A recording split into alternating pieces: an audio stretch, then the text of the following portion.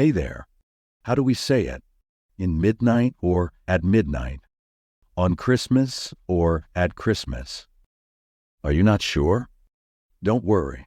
Today we're delving into the world of time prepositions. I'll explain very simple rules so that by the end, you'll be a master of this topic. You can test your understanding with a small quiz at the end. If you have any questions, ask away in the comments. Without further ado, let's dive in and unravel the mystery of using prepositions correctly.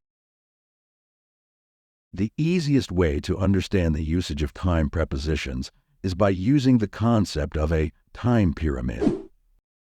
So, for large time periods, like years or months, we use in. For example, in 1997 or in July. For smaller or more specific time periods, we use at. For example, at 5 o'clock or at night. And for days and specific dates, we use on. For example, on Monday or on the 1st of January. To make it even more understandable, let's say that we use at with time periods less than 1 day. We use on with days or 2 days. And we use in with time periods of more than 2 days. Now let's check if you understand this pyramid. Which preposition is missing in the following sentence?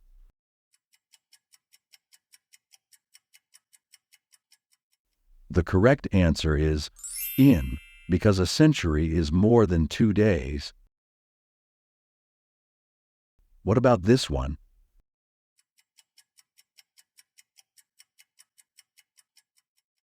The correct answer is in, because week is more than 2 days.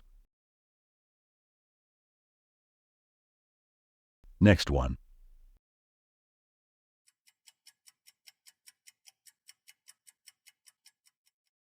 The right answer is at, because noon is less than 1 day.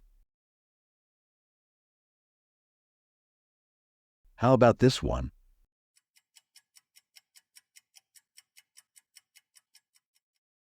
Since Halloween is 1 day, we should use on in this case. And one more. Which preposition should we use here?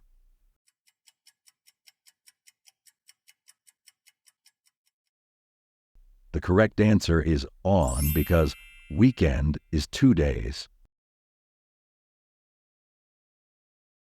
I hope you got this now.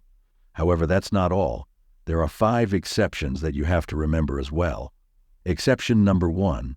Although morning, afternoon, and evening are less than 1 day, we don't say at the morning, at the afternoon, at the evening. The correct phrases are in the morning, in the afternoon, in the evening. Moreover, if these time periods have a name of the day, like Monday or Sunday, we have to use on. Like in the following examples, on Monday morning, on Sunday evening. Exception number 2. According to the rules, we have to say on Christmas, on New Year, and on Easter, since each of them lasts for 1 day. However, they are exceptional, and we have to use at instead. At Christmas, at New Year, at Easter. Next one, exception number 3. Vacations can last more than 1 or 2 days, right? However, we still have to say on vacation. Don't say in vacation. The same goes for holiday. We say on holiday. Number 4. We don't usually use any prepositions with this, last, and next. So we don't say in the next week, on this Monday, or at last Christmas. We say next week, this Monday, and last Christmas. And the last one, exception number 5. Although, according to the time pyramid, you should say on weekends, native speakers tend to say at weekends as well. So both options are correct. And now, Let's do a quiz to get an idea of how well you understood this topic.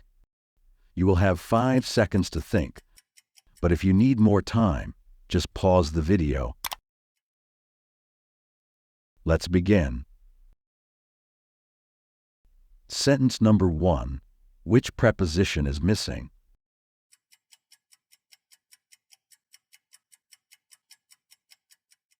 And the right answer is at, because 7 p.m. is less than 1 day. Sentence number 2. You have 5 seconds to think.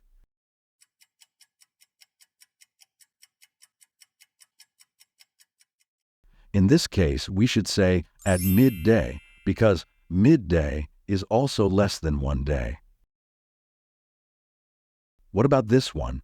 Take a moment to think.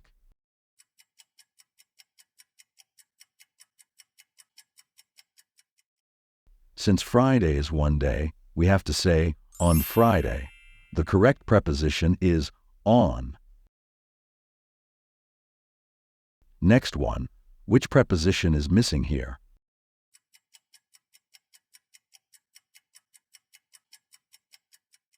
I hope you got this one. Since morning is an exceptional word, we have to say in the morning. Moving on, what about this one?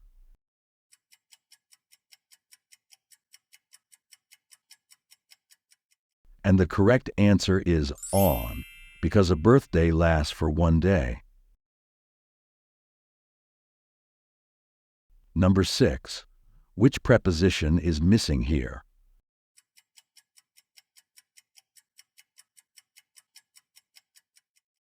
I hope it is a piece of cake for you.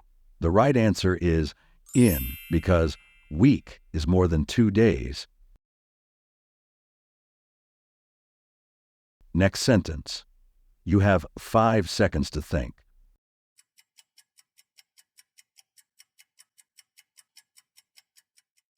The right answer here is on, because holiday is an exception. And the second missing preposition is in, because July is more than 2 days. Sentence number 8. Take a moment to think.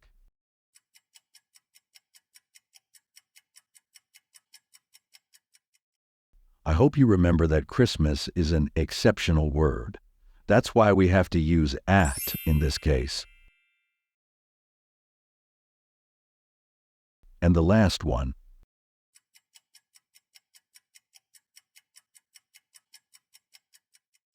In this case, you don't need to use any preposition because this is an exceptional word. Congratulations on taking up this preposition challenge. I hope you now understand which preposition to use and when. If you still have questions, feel free to ask in the comments. You can also watch our other videos to master the English language or find us on Instagram for updates. Thanks for joining me today. Remember to show support by liking and subscribing to our channel for more captivating language videos. Until next time, keep learning and shine bright. Like a diamond.